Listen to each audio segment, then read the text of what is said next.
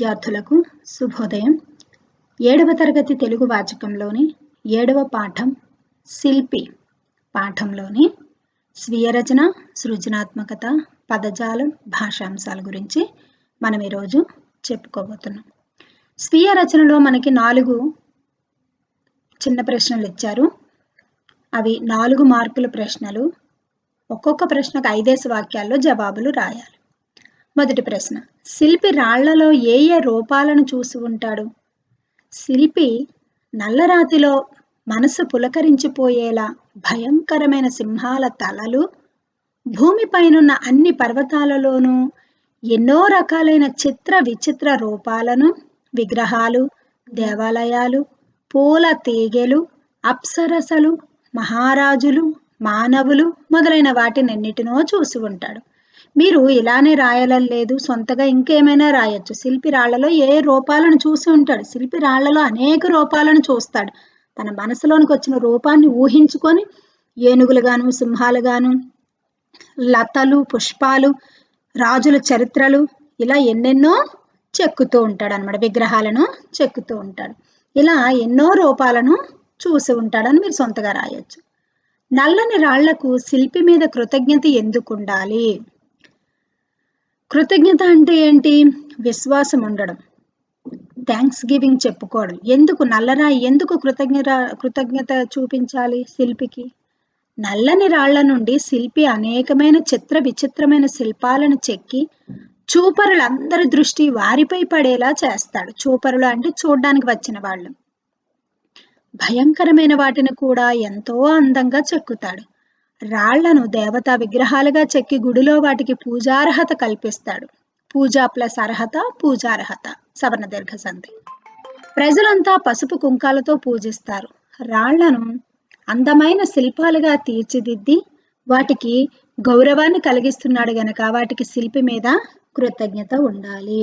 అంటే పనికి రాకుండా ఎక్కడో పడి ఉన్న, వేస్ట్గా పడి ఉన్న బండరాళ్లను, నల్లని రాళ్లను, అందవిహీనంగా ఉన్న రాళ్లకు అందమైన రూపాలను కల్పించి వాటికి ఘనత గౌరవాలు కల్పిస్తున్నాడు కాబట్టి శిల్పికి రుణపడి ఉండాలి. కవికి చిత్రకారుడికి ఉండే పోలికలు, భేదాలు ఏమిటి?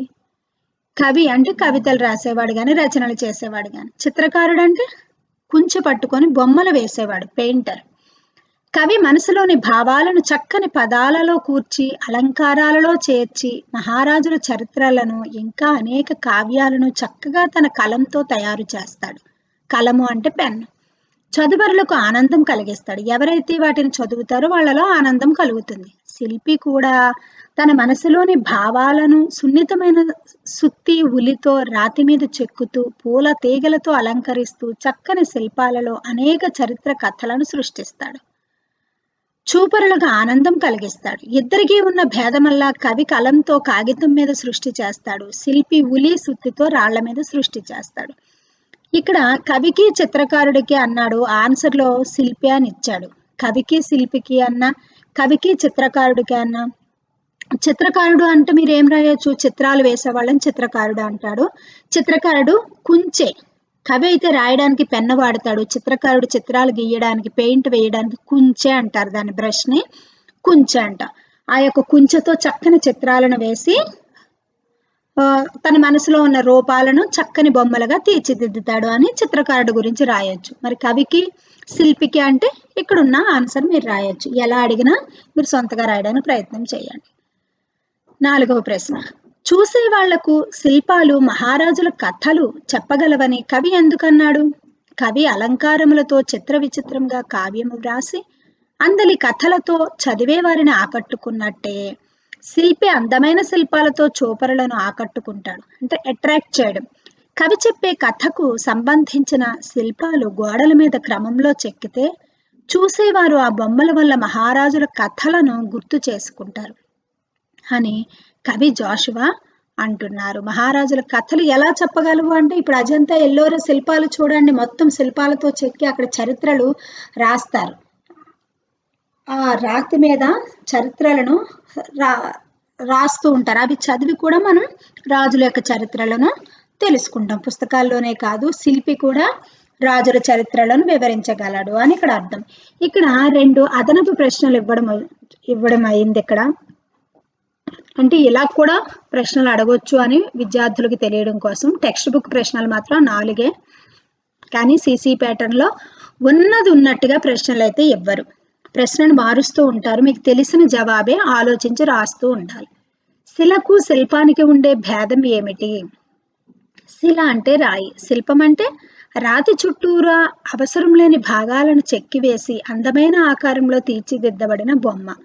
బొమ్మను చూసి ఆనందిస్తాం, రాతిని చూసి ఆనందించలేము. శిలతో చెక్కిన దేవుని శిల్పానికి పసుపు కుంకాలతో పూజ చేస్తాం, కానీ శిలకు చేయము. ఇదే శిలకు శిల్పానికి గల భేదం. భేదం అంటే తేడా.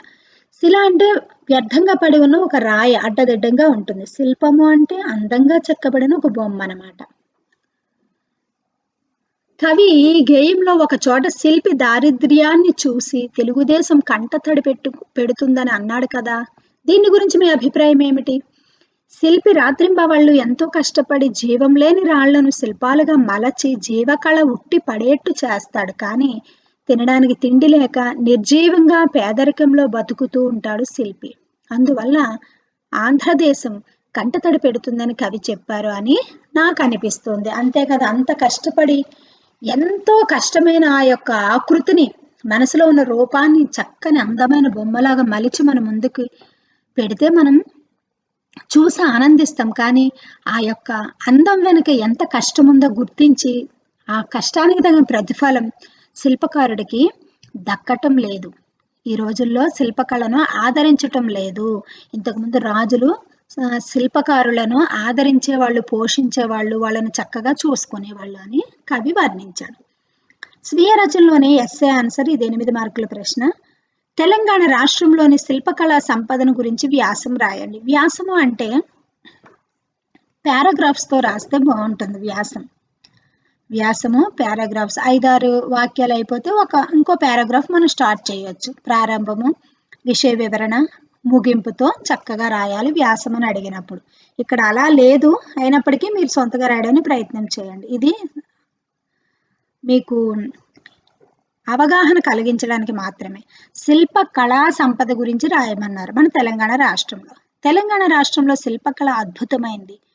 హైదరాబాద్లో పూర్వీకులు నిర్మించిన చార్మినార్, గోల్కొండ కోట, బిర్లా మందిర్, వరంగల్లోని 1000 స్తంభాల గుడి, రామప్ప దేవాలయము, రామోజీ ఫిల్మ్ సిటీ, హుస్సేన్ సాగర్లోని బుద్ధ విగ్రహం శిల్పకళా సంపదలకు నిలయాలు. సుమారు 400 సంవత్సరాలకు ముందే నిర్మించిన చార్మినార్లోని 4 గుమ్మటాలు మత సామరస్యానికి చిహ్నాలు.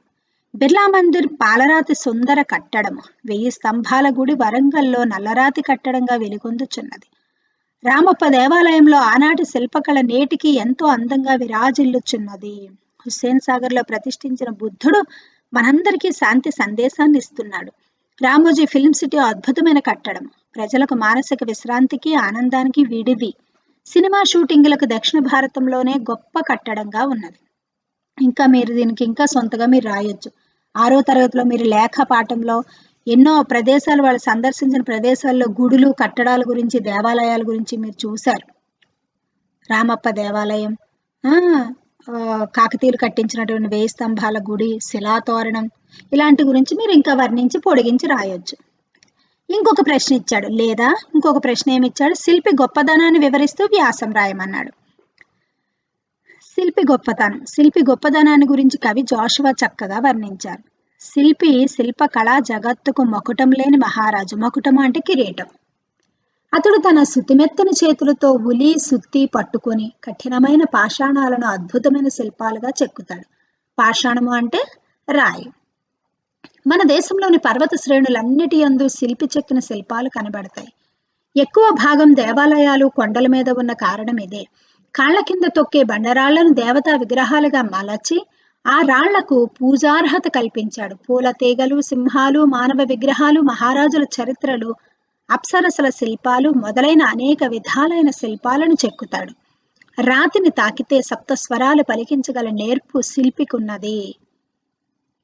కొన్ని వందల వేల ఏళ్ల వరకు శాశ్వతంగా ఉండిపోయే శిల్పాలను సృష్టించి శిల్పి అమరుడైనాడు. మనకున్న 64 కళలలో సంగీతం, సాహిత్యం, నాట్యం, శిల్పం, చిత్రలేఖనం, అనే వాటిని ప్రత్యేకంగా పేర్కొని లలిత కళలు అన్నారు. ఈ కళలు వినికిడి ద్వారా గాని, కంటితో చూడటం ద్వారా గాని, రెండు విధాలుగా గాని మానవుల మనసులను దోచుకొని అలౌకికానందాన్ని ప్రసాదిస్తాయి. ఇందులో శిల్పం మూర్తిమంతమైన కళ. శిల్పి చేతిలో పడి ఎటువంటి కఠిన పాషాణమైన వెన్నముద్దలా కరిగిపోయి కవి మనసులోని ఆలోచనకు రూపంగా నిలుస్తుంది. రాళ్లలో రాగాలు పలికించగల అద్భుత శక్తి కలవాడు శిల్పి.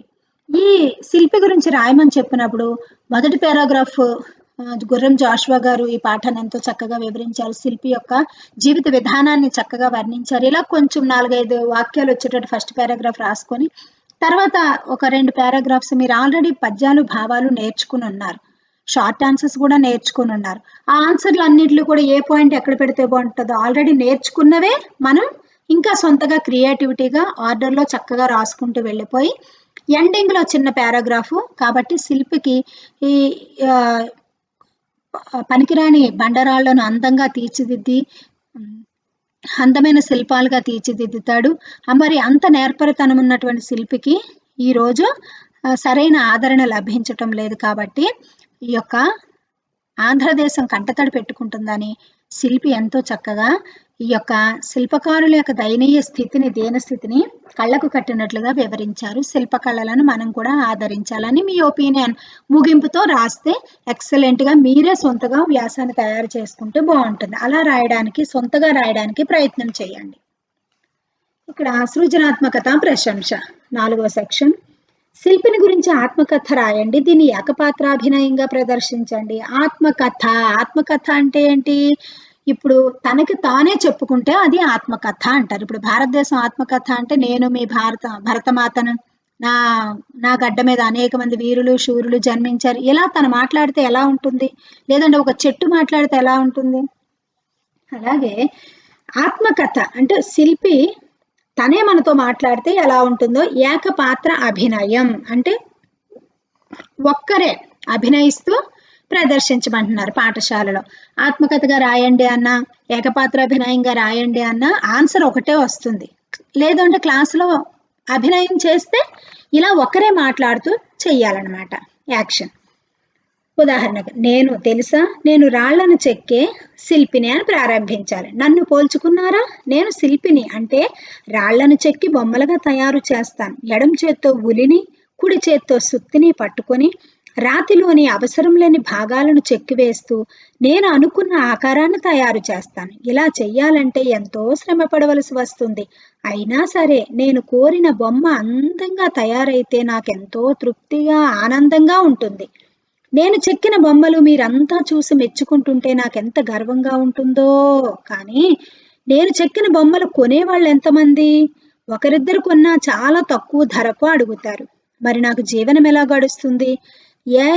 ఏ కళాకారుడికైనా ఆ కళను గుర్తించి ఆదరించి బహుమతి ఇస్తే వెల కట్టితే ఆ కళాకారుడు బ్రతకగలుగుతాడు. మీరంతా ఈ విషయాన్ని గ్రహించి నాలాంటి వారిని ఆదరించండి, కళలకు గుర్తింపునివ్వండి. ఇదే నా ప్రార్థన. ఒకవేళ కళాకారుడు మాట్లాడితే ఎలా ఉంటుంది? శిల్ప కళాకారుడు మాట్లాడితే అతని ఆలోచన ఏ విధంగా ఉంటుంది, మానసిక బాధ ఏ విధంగా వివరిస్తాడో ఆత్మకథగా తనే మాట్లాడుతున్నట్టు రాయడమే ఆత్మకథ. చెట్టు మాట్లాడితే ఎలా ఉంటుందో ఆత్మకథ రాయండి, చెరువు మాట్లాడితే ఎలా ఉంటుందో ఆత్మకథ రాయండి. ఇలా మీరు సొంతగా ప్రయత్నిస్తూ వాళ్ళు మనతో మాట్లాడుతున్నట్టుగా రాయాలన్నమాట. తర్వాత పదజాల వినియోగం. కింది వాక్యాలు మీ పాఠంలోవే. వీటిలో గీత గీసిన పదాల అర్థాన్ని తెలుసుకుని వాక్యాలను తిరిగి రాయండి. భయద సింహంల తలలు. భయద భయాన్ని కలిగించే. వసుధ గన్పట్టు పర్వతములందు. వసుధ భూమి. శాశ్వతుడబోయి నిశ్చయముగాను. శాశ్వతుడు స్థిరమైన వాడు, లేదు అంటే నాశనము లేనివాడు. మరి ఇది సొంత వాక్యంగా రాయమంటే మనం చేసే మంచి పనులు స్థిరంగా నిలిచి ఉంటాయి. భయాన్ని కలిగించే సింహంల తలలు. భూమి కనిపిస్తుంది పర్వతములందు. ఇక్కడ వాక్యాలు వసుధ భూమికి వాక్యం ఇచ్చాడు. ఇక్కడ సింహంల తల. భయద అంటే భయాన్ని కలిగించే సింహంల తలలు, లేదంటే సింహములు చూడడానికి భయాన్ని కలిగిస్తాయి. ఇలా కూడా మనం ఏదైనా రాయొచ్చు. అంటే ఈ అర్థాన్ని తెలుసుకుని వాక్యాలను తిరిగి రాయమని చెప్పాడు అనమాట. నెక్స్ట్ తెలుగుందేశము నిన్ను వంటి పనివానిని చూచి పొంగుచుండును. తెనుగు అంటే తెలుగు. తెనుగు గమనించాలి పిల్లలు. ను ప్లేస్లో లూగా భాష రూపాంతరం చెందింది. తెలుగు భాష సంవత్సరాలు గడుస్తున్న కొద్దీ అనేక అక్షరాల్లో మార్పులు రావడం జరిగింది. మొదటగా తెలుగు, తెనుగు అలా రూపాంతరం చెందుతూ ఇప్పుడు తెలుగు అని మనం వాడుతున్నాం. వాక్యం తెలుగుదేశము కళలకు ప్రసిద్ధి అంటే సొంత వాక్యంగా కనుక రాయమంటే మీరు ఇలా కూడా రాయొచ్చు. నీ సుత్తలో మొలుచున్ మానవ విగ్రహంబు. మొలుచు అంటే పుట్టడం. వాక్యం రాస్తే బండరాయి నుండి అందమైన శిల్పాన్ని పుట్టించగలవాడు శిల్పి. సొంత వాక్యం అడిగితే అలా రాయాలి. అర్థాలు అడిగితే మొలుచు, పుట్టు, తెలుగు ఇలా చదువుకోండి. రెండో బిట్. కింది వాక్యాలలో ఉన్న ప్రకృతి వికృతులను గుర్తించి రాయండి. సింగం బావిలో తన మొహాన్ని చూసి అది మరో సింహం ముఖమని అనుకున్నది. మొహము, ముఖము. మీరు ఆ వాక్యంలో కూడా గీతలు గీసుకుంటే గవర్నమెంట్ పేపర్ ఇచ్చినప్పుడు ఇలా ఇచ్చినప్పుడు మీరు సులువుగా గుర్తించగలుగుతారు. సింగం, సింహం. ఇక్కడ సింగం, సింహం. సింగం అనేది వికృతి, సింహం అనేది ప్రకృతి. కరెంటు స్తంభాలు ఉరికంబాలు కాకూడదు. స్తంభాలు, కంబాలు. లేదంటే స్తంభము, కంబము. నిద్ర మనకు అవసరమే కానీ మనమే నిద్రమొహాలం కాకూడదు. నిద్ర, నిద్దుర. పేదలకు సహాయం చేయడం పుణ్యం.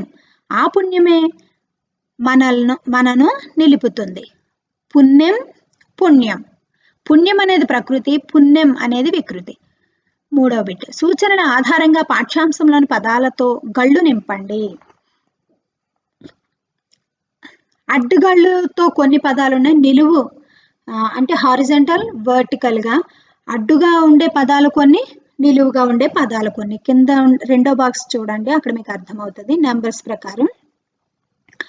చూడండి, శిల్పాలు చరిత్రను డాష్ వేయించగలవు, వల్లె వేయించగలవు. నెంబర్ 1 చూడండి, అది అడ్డుగా ఉంది, వల్లె. కవి చేతిలోనిది. కవి చేతిలోనిది ఏంటి? కలము, పెన్.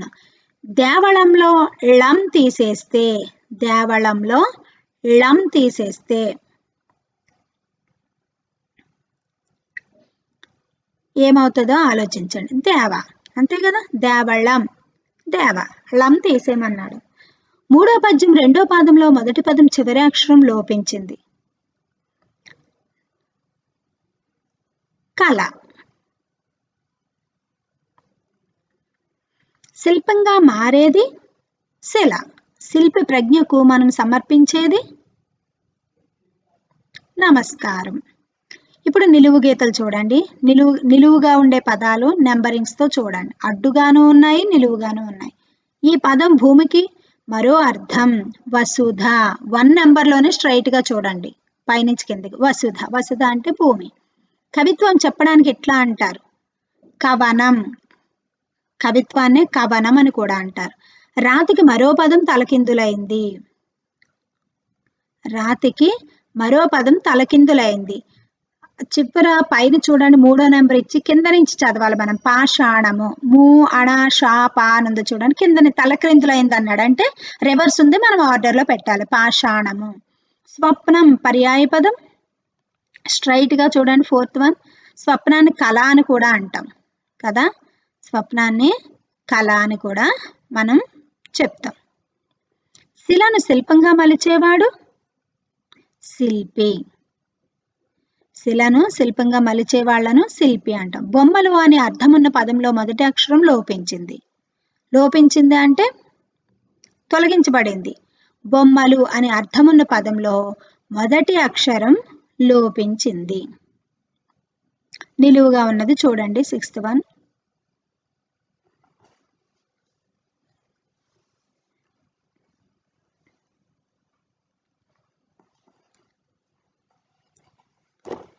బొమ్మలు అని అర్థం ఉన్న పదంలో మొదటి అక్షరం లోపించింది. 6th 1 చూడండి, ఒక అక్షరమే తొలగిపోయింది, అది గమనించండి.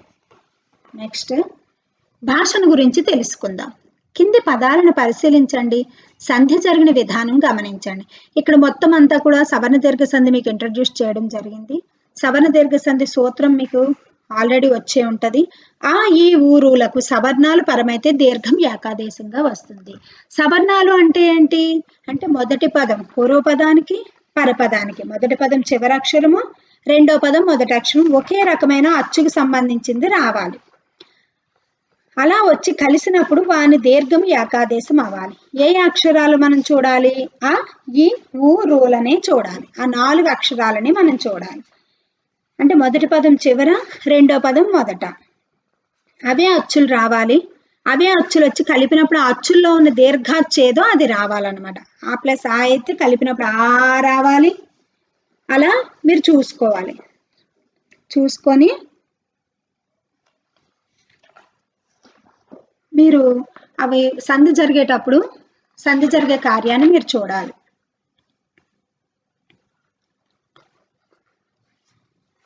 ఇక్కడ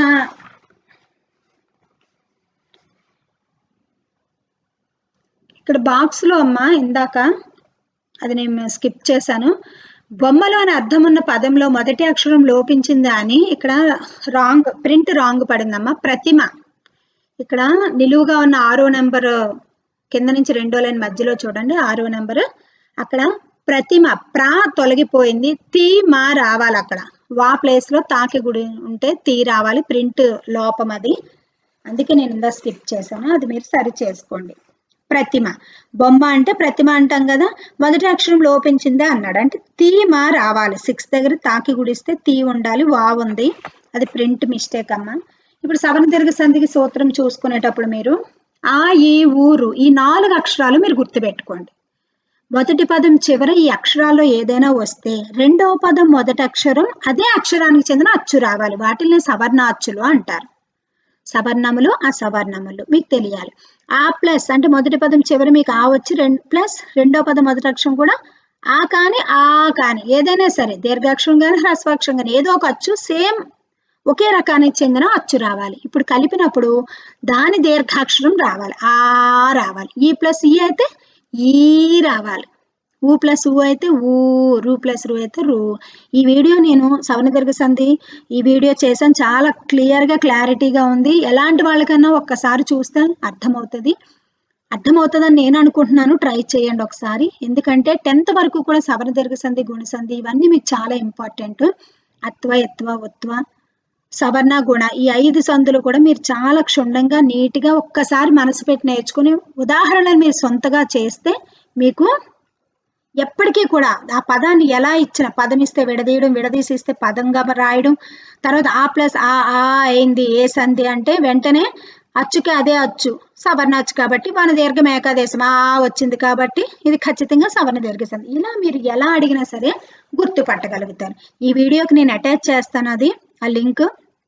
ఆ వీడియో తప్పకుండా చూడండి. ఇది మీకు అర్థమవుతుంది. అందుకే నేను డీప్గా వివరణ ఇవ్వటం లేదు. శివ ప్లస్ ఆలయం శివాలయం. ఇక్కడ చూడండి ఆ ప్లస్ ఆ కలిపినప్పుడు ఏమొచ్చింది? శివ అని దీర్ఘాక్షరం వచ్చింది కదా. అచ్చుకి అదే అచ్చు. ఆ ప్లస్ ఆ అంటే అచ్చుకి అదే అచ్చు దానికి ఎదురుగా వచ్చింది. అవే సవర్ణ అచ్చులు. మునీంద్రుడు ముని ప్లస్ ఇంద్రుడు. నీ అన్నప్పుడు గుడి ఉంది. ఈ ప్లస్ ఇంద్రుడు రెండో పదం మొదటి అక్షరం ఈ. ఈకి ఈయే పరమైంది సవర్ణ అచ్చు.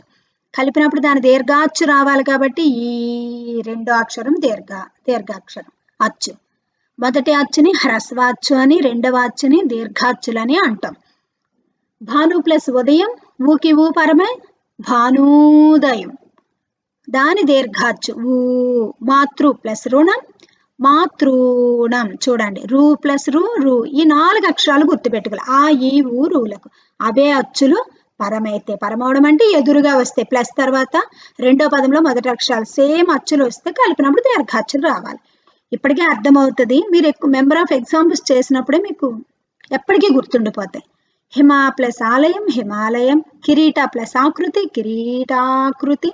మహా ప్లస్ ఆనందం మహానందం. మహి ప్లస్ ఇంద్రుడు మహీంద్రుడు. గురు ప్లస్ ఉపదేశం గురూపదేశం.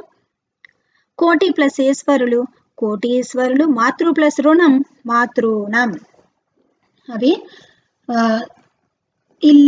ఈ వీడియో వెనకాల మేము అటాచ్ చేసినటువంటి ఆ వీడియోని సవర్ణ దీర్ఘ సంధిని మరొకసారి మీరు ఒకసారి ఖచ్చితంగా చూడడానికి ప్రయత్నం చేయండి. ఇంకా డీప్గా అర్థమవుతాయి. ఇప్పుడు ఎంసీక్యూస్తో కొన్ని బిట్స్ ఇక్కడ మీకు ఆప్షన్స్తో మోడల్కి ఇవ్వడం జరిగింది. ఎందుకంటే గవర్నమెంట్ పేపరు ఎంసీక్యూస్తో ఇస్తారు కాబట్టి ప్రాక్టీస్ కోసం కొన్ని బిట్స్ ఇక్కడ ఇవ్వడం జరిగింది. పదజాలం చూడండి. కింద గీత గీసిన పదాలకు అర్థాలను రాయండి. పాషాణం బండరాయి, రెండో బిట్ విగ్రహం ప్రతిమ. నిశ్చయంగా తప్పకుండా. ఫోర్త్ వన్ సంగతి విషయము. ఫిఫ్త్ వన్ కీర్తి యశము. సెకండ్ బిట్ కింది వాక్యాల్లో ఉన్న పర్యాయ పదాలను గుర్తించండి. పర్యాయ పదాలన్నా సమానార్థక పదాలన్నా ఒక్కటే. అందరితో చెలిమి చెయ్యాలి.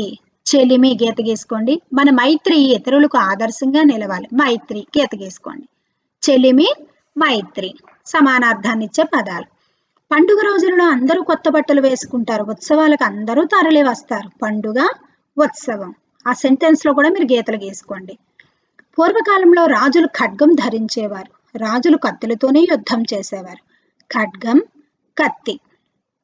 అసి అన్నా సరే కత్తికి పర్యాయ పదమే. ఖడ్గం కత్తి. ఇక్కడ ఇవ్వలేదు కాబట్టి ఖడ్గం కత్తి ఇచ్చారు. లేదంటే ఖడ్గం కత్తి ఎసి ఇలా అన్న అసి అన్న అవి కరెక్ట్ అవుతాయి. సమానార్థక పదాలు చూసుకోండి. అసి, ఖడ్గం, కత్తి, కృపాణం ఇవన్నీ సమానార్థాలు ఇచ్చే పదాలు.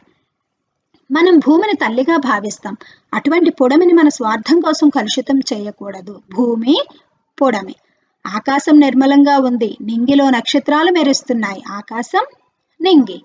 ఈ బిట్ కింద గీత గీసిన పదాలకు నానార్థాలు గుర్తించండి. నానా అర్థాలు అంటే ఏంటి?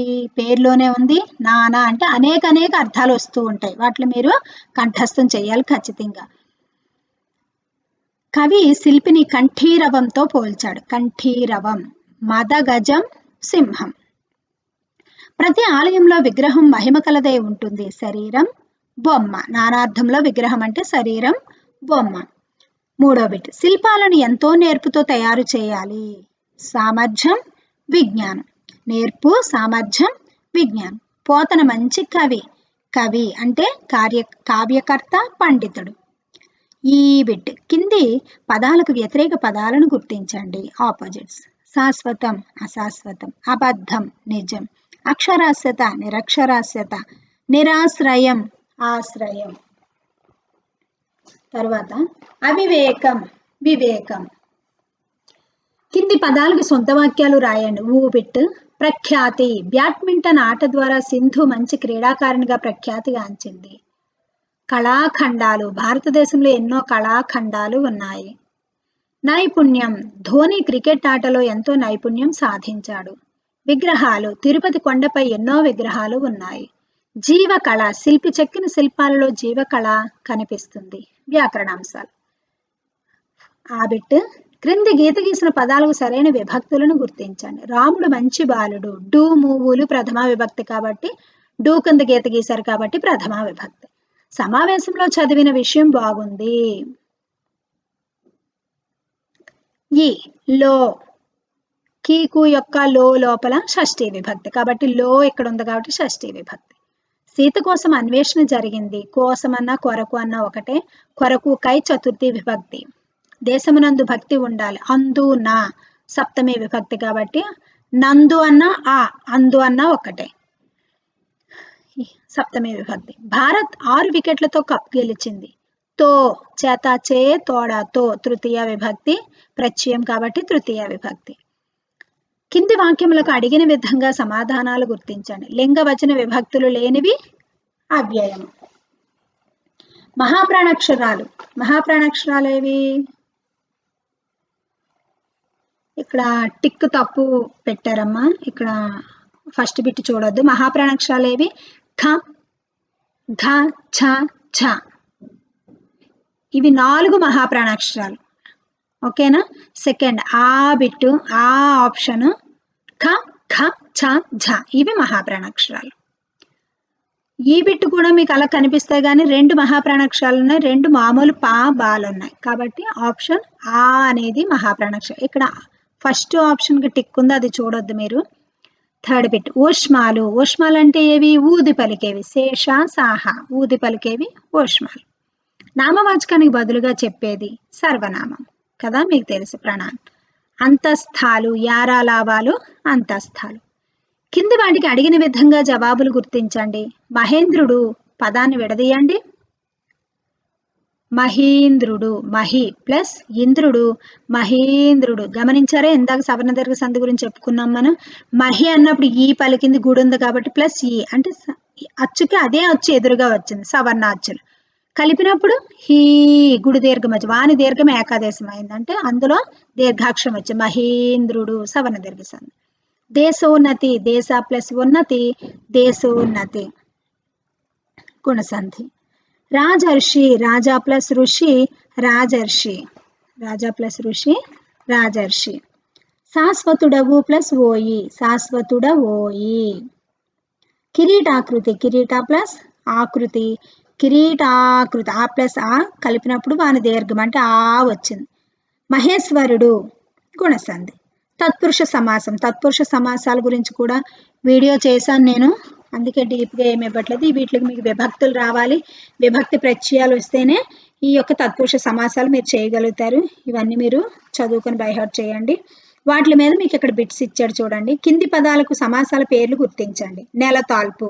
ద్వితీయ తత్పురుష సమాసం అర్ధరాత్రి ప్రథమ తత్పురుష సమాసం జ్ఞాన వృద్ధుడు తృతీయ తత్పురుష సమాసం చతుర్థి దొంగ భయం పంచమీ తత్పురుష సమాసం ధర్మ మార్గం షష్ఠీ తత్పురుష సమాసం వైద్య నిపుణుడు సప్తమీ తత్పురుష సమాసం అసత్యం నై తత్పురుష సమాసం ఇక్కడ ప్రింట్ సరిగ్గా పడలేదు రాశాను పక్కన చూడండి నై తత్పురుష సమాసం అంటే ఏంటి వ్యతిరేక అర్థంగా ఉంటుంది ఇది అసత్యం అంటే సత్యం కానిది ఎలా వచ్చేవి అబద్ధం అంటే నిజం కానిది వ్యతిరేక అర్థంలో వచ్చే సమాసమే నై తత్పురుష సమాసం మధ్యాహ్నము ప్రథమ తత్పురుష సమాసం అహ్నము కానిది మధ్యాహ్నం రామబాణం షష్ఠి తత్పురుష సమాసం రాముని యొక్క బాణము రామబాణం ఇలా ఉత్తర ప్రాధాన్యత కలిగినవే ఈ యొక్క తత్పురుష సమాసాలు అంటే రెండవ పదానికి ప్రాధాన్యత కలిగి ఉంటుంది ఇంకా ఈ యొక్క సమాస పదాలు విగ్రహ వాక్యాలు రాయడానికి ప్రయత్నం చేయండి ఇంకా సంధులు సమాసాలు కూడా సూత్రాలు కంఠస్థం చేసి సొంతగా పదాలను వెతికి మీరు ఎక్కువ రాసినట్లయితే ఏ సంధికి ఆ సంధి సొంతగా వెతికి రాయడం వల్ల మీకు ఎక్కువ జ్ఞాపకం ఉంటుంది 10th వరకు ఇంపార్టెంట్ కాబట్టి వ్యాకరణాంశాలు ఎక్కువగా సొంతగా రాయడానికి ప్రయత్నం చేయండి